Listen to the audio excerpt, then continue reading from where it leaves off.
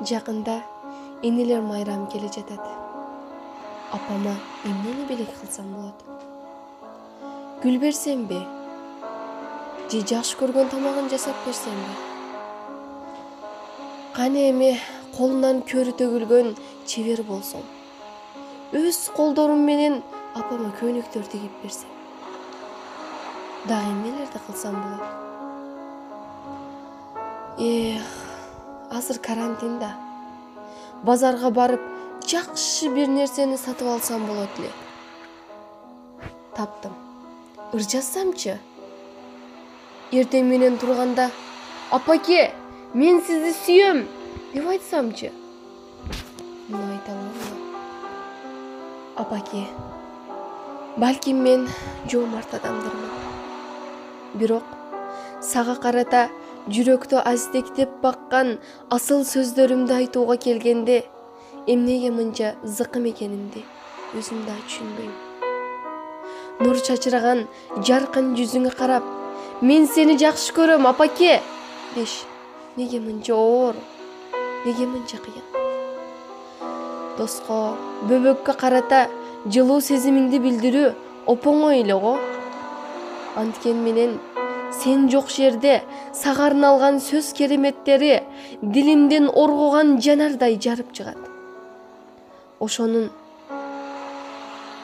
ондон бирин өзүң айта алсам гана, ыйыгым менен. Мындай зыкымдык мага эле эмес, адамзаттын көпчүлүгүнө мүнөздүү касиетпи деп да ойлойм. Билбейм. Бул балким энеге карата эң таза жана ыйык сезимди, сый урматты сөз менен сүрөттөө мүмкүн эместигинин далилидир. Айрым адамдар керемет сезимдерин сөзгө кор кылбайын деп айтышпайт го. Эң кымбат нерсени көздөн сактагандай эле, эң кымбат жана ыйык сезимди купуя кармап, чоочундардан жан дүйнөнүн түпкүрүндө сактоо адамдын өзү аңдап билбеген өзгөчө сапаты болуп жүрбөсүн. Эмнеси болсо да, бүгүн ушул салтты бузуп, сага арнаган саптарымды ыргайлантып, гүлдесте кылып сунайын. Сенин өңүңдү көргөн, үнүңдү уккан ар бир көз ирмем мен үчүн майрам. Кызым, Лола, тур кызым. Уктап калыпсың, сабактарды эртең даярдайсың. Тур, уктап жат. Эртең сабак даярдайсың.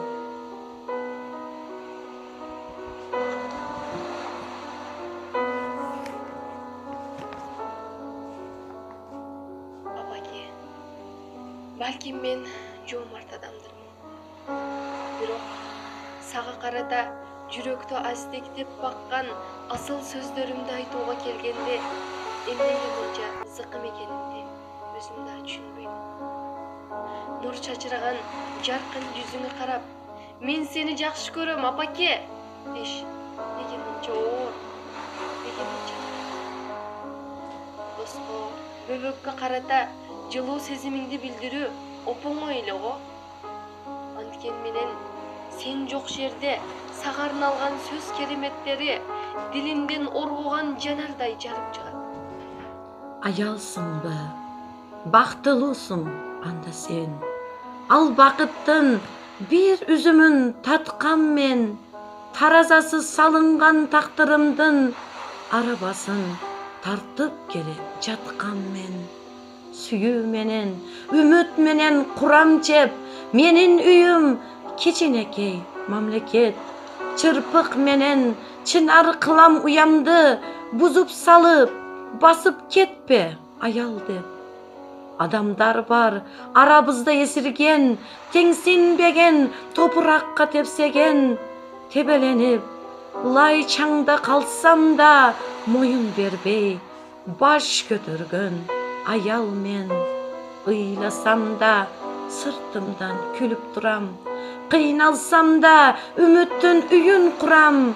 Ааламдын бир бурчунда токум улап, бул жашоону аял мен Сүйүп турам.